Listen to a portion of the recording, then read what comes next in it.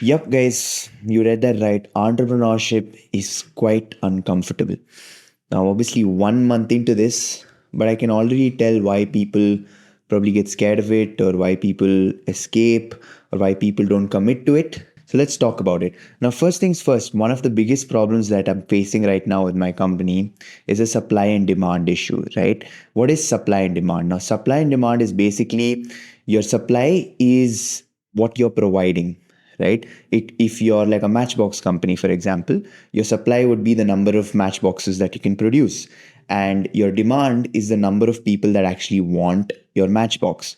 Now, in my case, in my company, which is a service based company, right, we do paintings in people's offices. If you haven't seen the video already, I'll have it show up over here. Go and check it out. Now, here, what I've realized, and with the second project and about probably 7 8 lakhs in revenue, what I've realized is there is a gap in the supply simply because of the talent that we're acquiring, right? Like, we need really high performing talented artists who go above and beyond and commit to the project, not just for the company but for themselves, even because that's true to what their identity is and all of that. Now, that's on the supply side of things. Demand is there, right? I have no marketing, like no sales, no leads, no lead generation, no customer acquisition, none of that. I've just gone into this business and I've already landed 3 clients. So demand is there. Supply and demand is part of microeconomics, and which is something that I'm learning right now. Very exciting stuff. If you're somebody that wants to start out a business, or is just looking to do like business analytics or any of those different things related to business, then microeconomics is really helpful. I've obviously not gotten into the depth of it, but from surface level, like 1 week into studying this stuff, and I already know the importance of supply and demand. So that's that for you.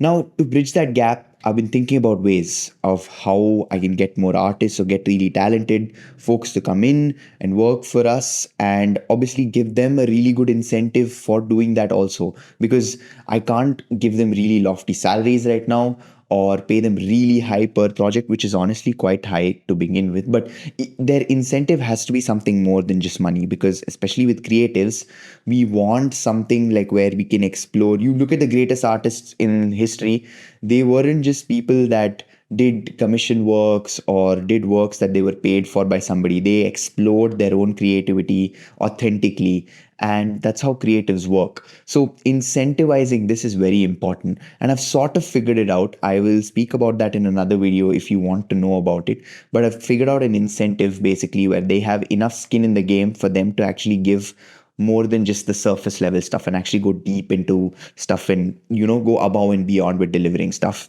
But the problem over here is actually finding them, not what I am offering them. At least so far, I don't think the offer is what the problem is, but actually finding these guys. These artists aren't just going to land into my hands, right? I actually need to go out and recruit them. I don't have a brand big enough to just put like a video out there tomorrow saying I'm looking for an artist or a group of artists. Nor am I that well known in the circle of artists in Bangalore or in India or in the world for anywhere, like any part of the world for that matter. So I actually need to go out to art conferences, these galleries, these shows where artists are displaying their work, budding artists especially, because that's part of our target audience in terms of the artists that we're trying to target, at least right now.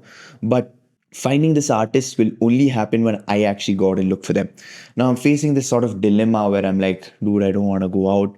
I'm a little bit like nervous. I'm anxious. I'm like, I don't know enough about art. All of these different thoughts that are coming into my mind, like basically preventing me from going out. I'm like, it's thoughts that are along those like lines, basically. Now, this has obviously been going on for not too long, but probably the past 2 or 3 weeks.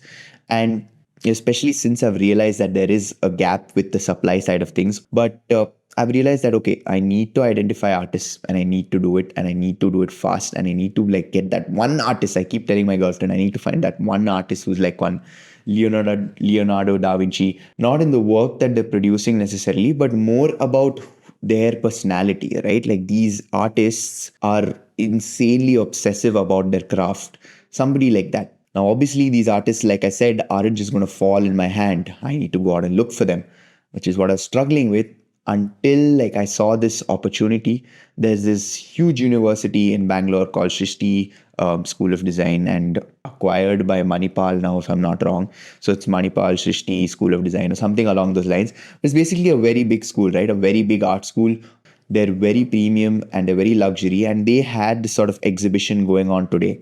And obviously, these things go around in a circle. So I found it, and I was like, you know what? I'm looking for young artists. I'm looking for budding, talented artists, and where better to find them than in a university that's very prestigious and look for these artists out there. Before going, there was a lot of nervousness. I was like, this is a big college. I am from a small college. I've always gone to like small schools, or I've I've basically never been in like a very prestigious college or a very prestigious school or university or anything for that matter. So for me to go out there, I had this limiting belief that I thought, you know what, these guys are going to probably look at me and laugh. They're going to treat me like a joke, and that, or they're probably going to be like really snobby or really spoiled brats, and they're going to treat me like shit. And obviously that's going to be a little bit frustrating and stuff like that. And then there was also the fact that it was a lot of travel, right? I live in South Bangalore, and this is like almost like 25-30 kilometers away from my home.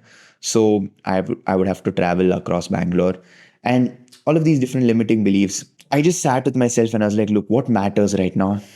I need that one artist. I need somebody that can go above and beyond. I need to bridge that supply gap, and I need to do it fast, because when the client starts pouring, when clients start coming in, like, I cannot have my product being shit. That's what matters at the end of the day, because clients will come in, but if I'm not able to deliver to them, then the product is just going to end up being shit. So I was like, you know what, screw it. The distance part of it, I was like, dude, like, anyways, anywhere I have to go in Bangalore, I have to travel. Like, that's inevitable. I live in the southernmost tip of Bangalore. Like, we keep joking around, if you throw one stone from where I live, you'll reach Mysore.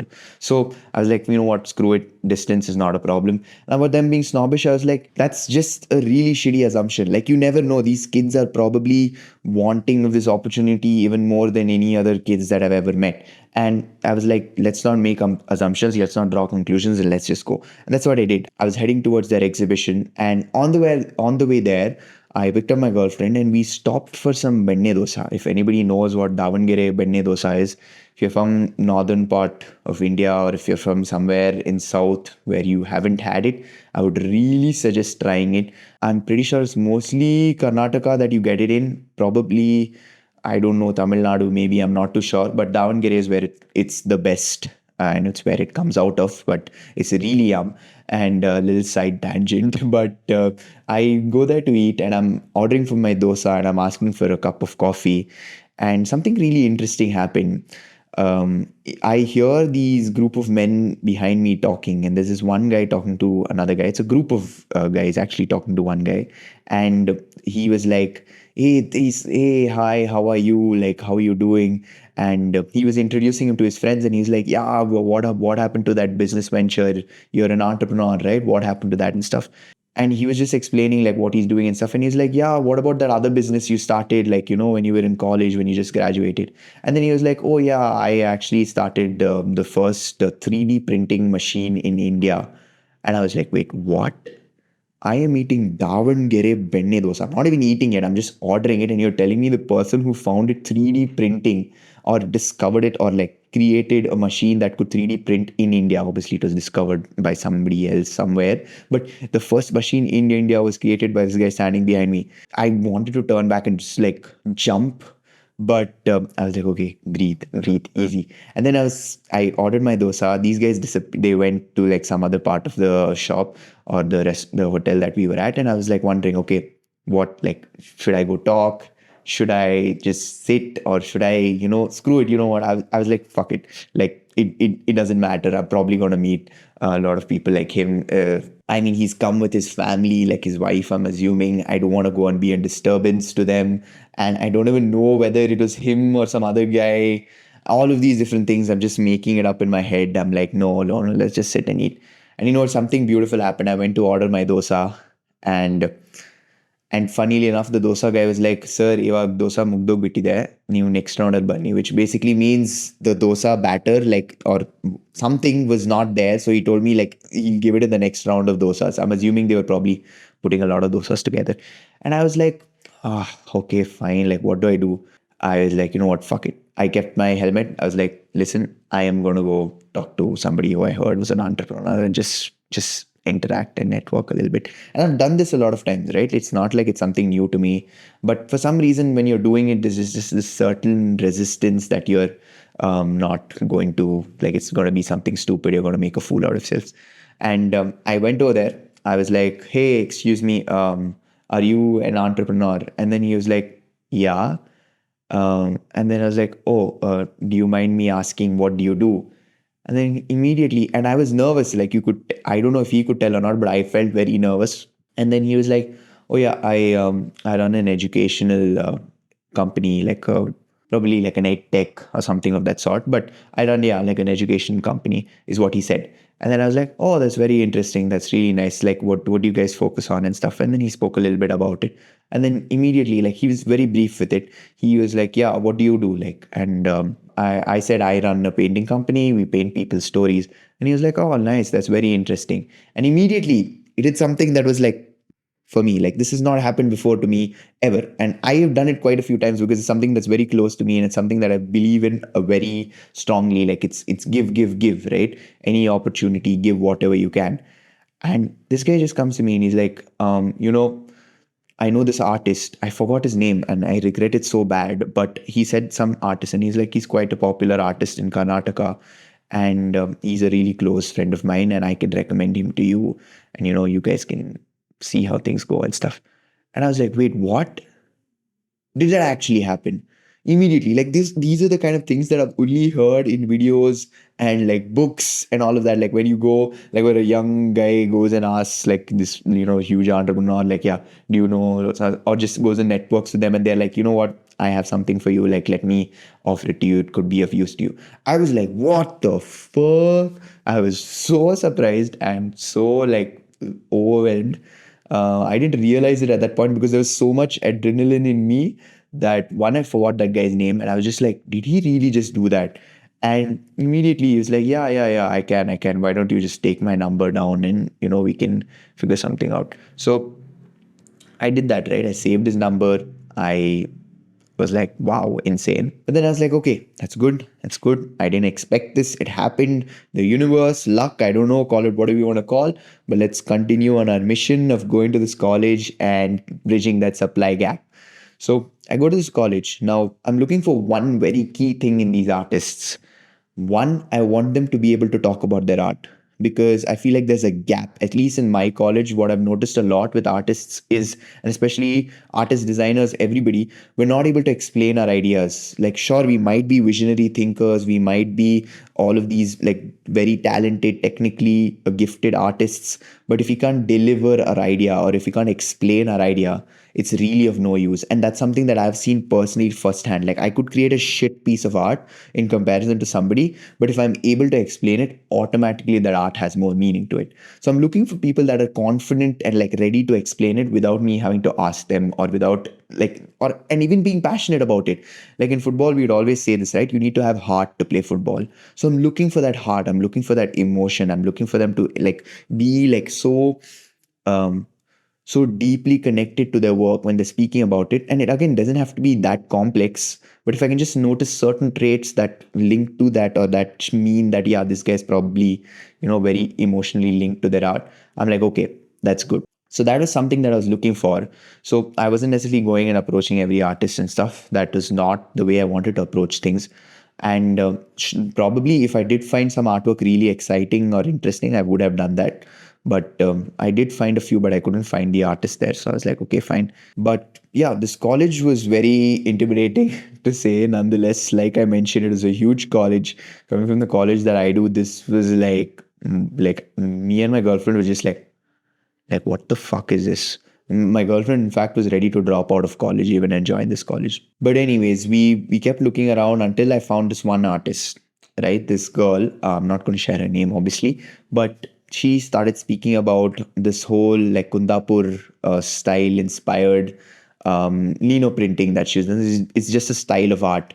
And what was really important was the way she spoke about it. One, she was very like humble. She knew a lot of terms and stuff that we did not. And me and my girlfriend, we genuinely felt a little bit dumb. But she was not like rubbing it in our face. So that arrogant factor that I was worried about was not there. She's like, oh, you guys don't know. Let me explain it. right? And again, that was something that I was looking for. I want them to be able to talk about what they're doing, and that happened very strongly with her. And she just went continuously like, yeah, this is this and this is this, and we went here, and I was like looking at it, and I was just like, wow, and all of these different things. Now I don't know. I'm not at the stage where I can just listen to somebody for like 5 minutes and understand them to great depths. But from what I saw, it definitely felt like this girl has heart. Like she has heart with what she's doing. Like she's passionate about it. She's emotional about it. She's very connected to what she's doing. And immediately, I've started noticing, like I started noticing a lot of positives. I was like, yeah, she's proactive. Like she's humble. She's not arrogant about us not knowing terms. She's even joking around with us, and she's ready to share. And to be honest, in terms of the quality of her art, like all her classmates had similar themes. So there were little bit variations in quality, but they were all pretty similar. But again, the way she was delivering it and the fact that she was ready to deliver it, like a lot of the artists, they're just sitting there, right? And we'd walk past their table. We are not going to sit there and ask you. You have to sell yourself at the end of the day. Like, look, this girl, by speaking to me, like I know I'm obviously not going to make her like a gazillionaire in a second or something, but I'm going to give her an opportunity to explore. I'm going to give her an opportunity to see that if she has any potential, and by doing that itself, she'll get a lot more exposure than a lot of her classmates will. And just doing that, right, like going out there and talking and like sharing your thing, that is something that is really interesting and is very inspiring, even so much so that when I came back home, I had so much adrenaline. I was just like, you know what? This video, I wasn't supposed to record it because I didn't have an idea for this week. My video ideas, like they just come to me in the beginning of the week and I just end up recording it. But this video, I I I thought this week I'm not going to upload because nothing came to my mind. But then all of this happened today, and it's here like Saturday night, and it's what 11 o'clock, and I'm sitting and recording the video here because I was so inspired and I have so much adrenaline from that kid when he spoke to her. And I even created a to-do list for my business and stuff of all the things that I need to do. So really inspiring. And I don't know, a lot of adrenaline today, like with the whole experience with the guy, the entrepreneur, and the whole like college experience even. I don't think I felt this much adrenaline in a while, and I felt something similar last week also when I had a similar like business experience that was really great. And I feel like it feels the same as scoring a goal or winning a match or winning a tournament, and I like it. I think we're all looking for that in some way or the other. And it's not that great because we're dependent on outer circumstances for like inner experience, but at the same time I'm enjoying it. I'm not gonna lie, I'm not gonna sit here and try to act like some kind of Buddha and be like, oh yeah, no, you should really like meditate on it or something.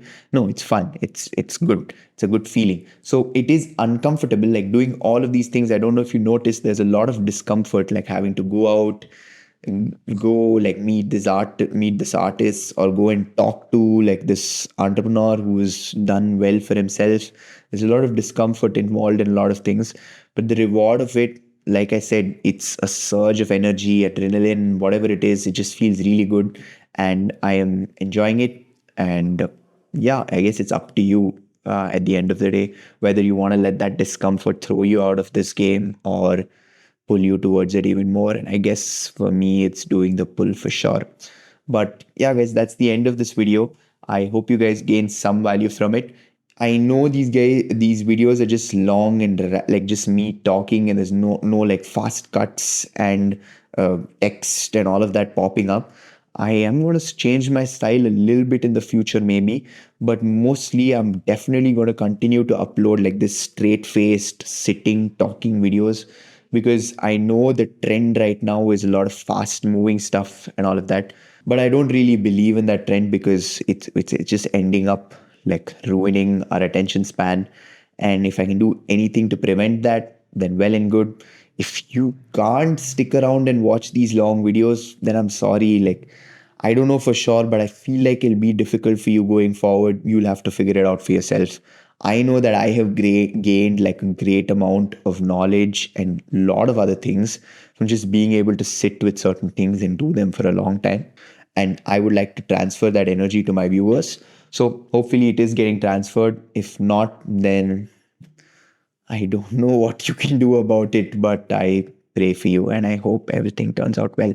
But that's the end of this video, guys. I hope you guys liked it. If you did, go ahead and hit that like button. And if you want to be part of this gang, then go ahead and subscribe. But yeah, that's the end of this video. And until next time, bye.